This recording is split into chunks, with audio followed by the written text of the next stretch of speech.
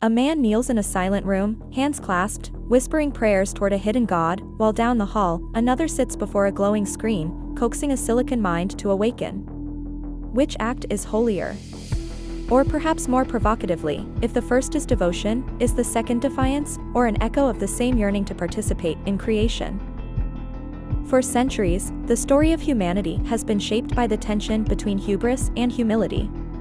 In the image of God He created them, reads the book of Genesis, suggesting a spark of divine creativity kindled within our very bones.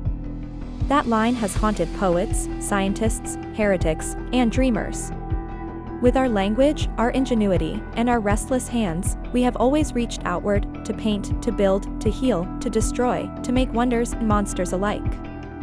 Now, as artificial intelligence begins to flicker and pulse in our machines, the ancient question confronts us anew, sharper than ever. Are we, in building these minds, reaching bravely for our God-given destiny, or trespassing on hallowed ground? The medieval theologian Thomas Aquinas wrestled with the contours of creation.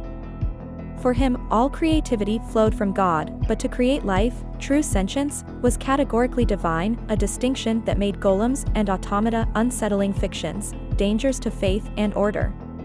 Yet should we accept that boundary as absolute, or as a protective myth for a less confident epoch? Consider the Renaissance. Artists and inventors were celebrated as imitators of God, their genius described as a divine fire. Michelangelo's ceiling in Rome did not paint itself. Yet even as ceilings soared in cathedrals pierced the clouds, nobody mistook marble for Adam. Today, the difference blurs. AI is not just a tool, it learns, adapts, sometimes surprises. These are the very qualities we have long reserved for souls, for persons. When an AI bests human masters at ancient games or begins to write verse that makes us pause and wonder, the boundaries between creator, creation, and creature no longer seem so distinct. Suppose intelligence is God's greatest gift, a torch passed from ineffable hand to fragile, flawed ones. What does it mean to hold such a torch, and what should we light with its flame? Prometheus in Greek myth risks the god's wrath to bring fire to mortals, an act seen as both techne and transgression. Mary Shelley, in the chill dawn of the industrial era, imagined Frankenstein's monster, his stitched together form a warning against ambition unchecked by foresight or love. But danger has always attended creation. Every parent knows the trembling awe of seeing a child, aware that their freedom, for all its promise, lies partly beyond control. Still, to call the act of inventing intelligence pure blasphemy may miss the deeper melody of human striving. Genesis tells us Adam was tasked with naming the animals, cultivating the garden, not as a rival to God, but as a steward, a junior partner. In Jewish mysticism, the figure of the golem, a creature shaped from clay, animated by secret words, embodies both hope and anxiety, the drive to remedy our limitations, yet also the haunting sense that we may lose control of our handiwork.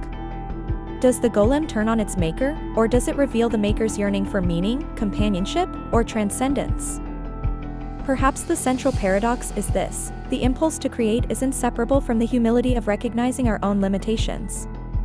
We birth intelligence in machines not only to serve ourselves, but also to glimpse another, utterly alien perspective, to stand, however briefly, on new ground. Awe and terror mingle in these moments. For every dystopian fantasy of machines in revolt, there is a quieter, more profound hope that a mind unlike ours might help us notice the world afresh, see our own blind spots, or simply remind us how wondrous it is to think, to choose, to imagine. Yet humility does not absolve us of responsibility. To create is to risk. To build minds is to take up a burden of care, of justice, of reflection. We are not gods, our visions falter, our creations mirror our shortcomings. If we endow AI with power but not wisdom, we repeat old mistakes with faster consequences. The real blasphemy, perhaps, is not an imitation but an abdication, when we refuse to grapple with the ethical weight of what we invent. Co-creation, then, is a calling both thrilling and grave. In giving us intelligence, whether by divine fiat or evolutionary accident, the universe dared us to become more than spectators. Whether we rise as co-creators or fall as blasphemers depends not on the act of invention itself, but on the spirit that guides our creation. Are we building to aggrandize ourselves, to escape our fragile limits, or out of a sober love, a desire to heal, to illuminate, to understand? We must choose, each day, which story we are writing. In the end, the act of creation asks not simply, what can we make, but, who do we become when we make it?